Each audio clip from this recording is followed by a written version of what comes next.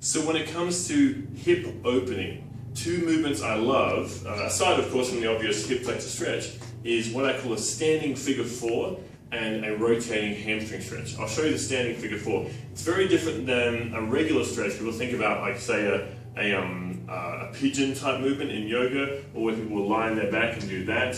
What I'm going to do is slightly different, but has a majorly different effect on the hips. I'm going to bring this foot across. Now you might need to build this up a little higher, depending on your level of flexibility in your hip rotation. I'm actually really focusing right now on the piriformis, which is a tiny muscle in the hip. But to get to that, I need to bring this knee in front of the other knee. Now I'll have a bench or a wall or a pole in this situation. I'm just going to stand tall and drop down deep and make sure I sink into that left hip. I'm going to do about 20 pulses right there. Make sure you stand nice and tall. For a little extra something, rotate your body to the left, if your left hip up, and drop down like that.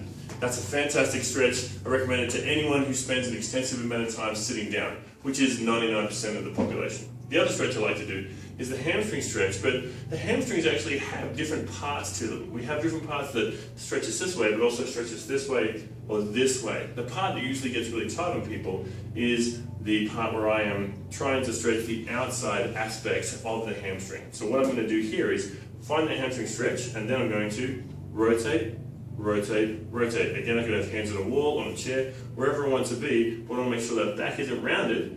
I want to pull that low back forward so I really feel that stretch of the hamstring, and drive, drive, drive. Feel free to bend this right knee a little bit if you need to. Make sure this toe is pointing nice and high. Don't let it flare out with it. Just keep everything still there, and then I'm just going to rotate, rotate. I'm using the rotation of the upper body to drive rotation of the hips to get the outside aspect of the hamstring stretch. And there you have it. My two favorite hip opening exercise slash stretches, really. It's a great movement to do. Do it 2-3 times a day just for 20 seconds. You'll notice the difference almost immediately.